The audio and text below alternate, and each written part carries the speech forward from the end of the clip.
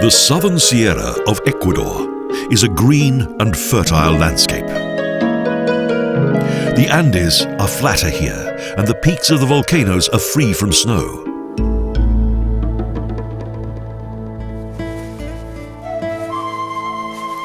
This is the most important monument of Incan culture in Ecuador, the ruins of Ingapirca, a location with a long and dramatic past.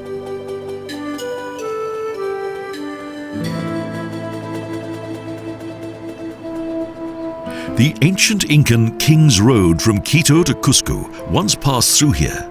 Incredibly, it was just a tiny section of a 20,000-kilometer-long road system, from fortress to fortress.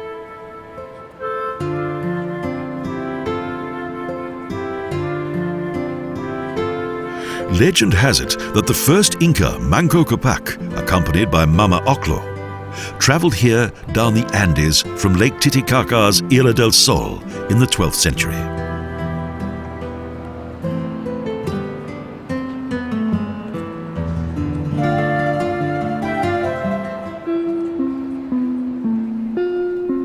Little is known of the origin of the Incas, only that they conquered all the most esteemed cultures of that time in Peru, Chile, and Ecuador.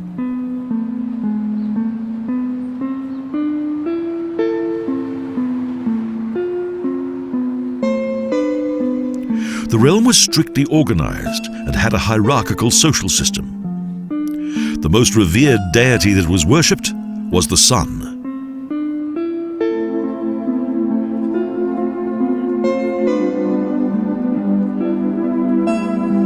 Astronomers observed the course of the sun, and they divided the year into 365 days.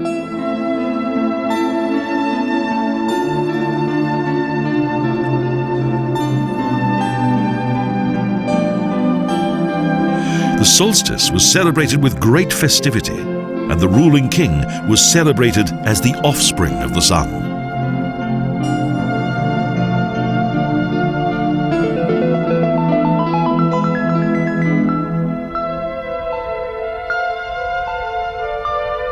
Prior to the Incas, the Canari and their ancestors settled here and used it for various ceremonies, right up until their decline.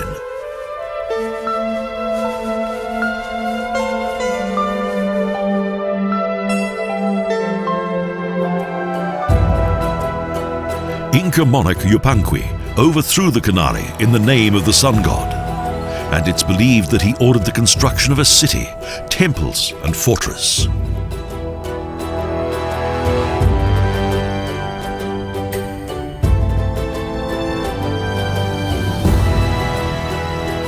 Next, Tawantinsuyo formed a realm that included all 4 points of the compass, which included almost the whole of the South American Andes and Pacific coast.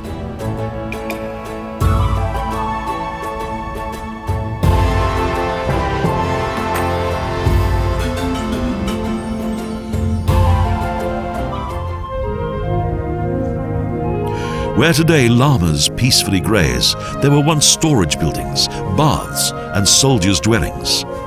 Today, only ruins remain.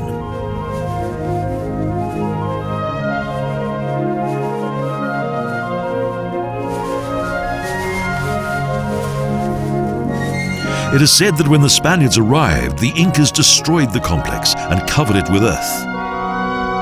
Later, the local people used many of the stones for the construction of numerous buildings.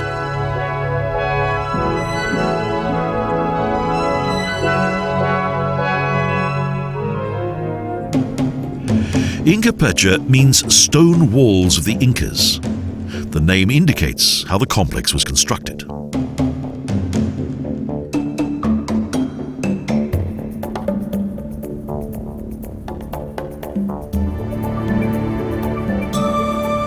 The mountain slopes were formed into terraces, as was the common practice of that time. The terraces were supported by stone walls, a highly successful building method.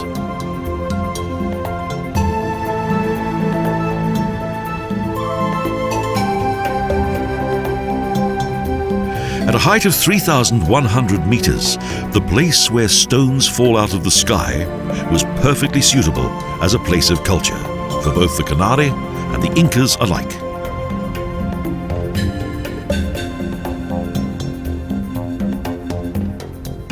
Just a few rows of flat and untreated stones remain from Canari times. They indicate the existence of graves that have long since been plundered. The Canari used this place to worship both the setting sun and the rising moon. The farmers organized their lives according to the altitude of the sun and the moon.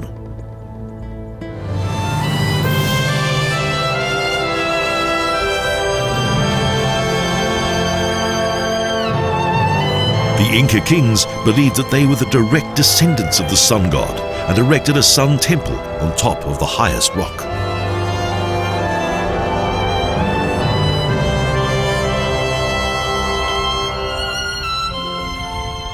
The foundation of the temple was supported by huge stone walls.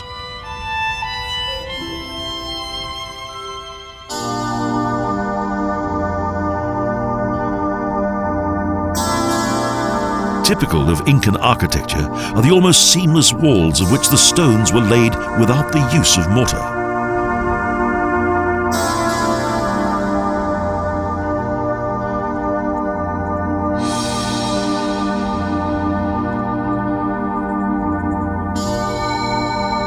The trapeziform entrances that survived various earthquakes, and indeed the accuracy of Incan astronomy, highlight their advanced knowledge.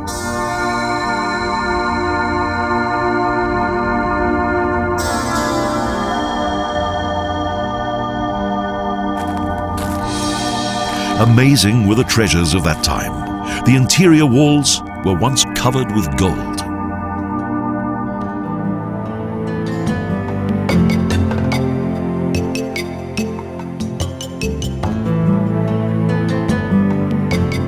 The Incan Sun Temple and two further complexes surpassed all the other buildings that were here. It was a place of culture as well as a cosmic observatory.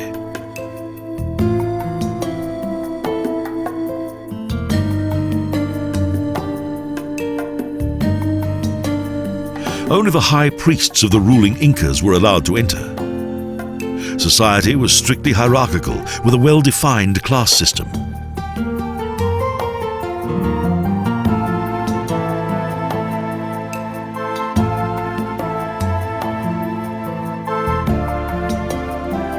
The upper classes consisted of priests, astronomers, and warriors.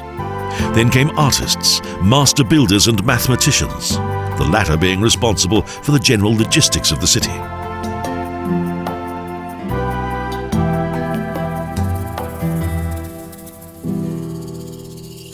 The legitimate son of the king had to unite with a young girl from the upper classes who was educated in the house of the Sun Virgins.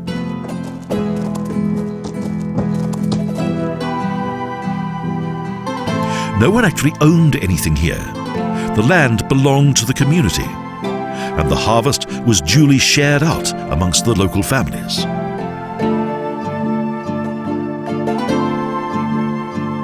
It was an efficient system that came to an end with the arrival of the Spanish. However, today, Ingapirca is a fine monument to its former glory.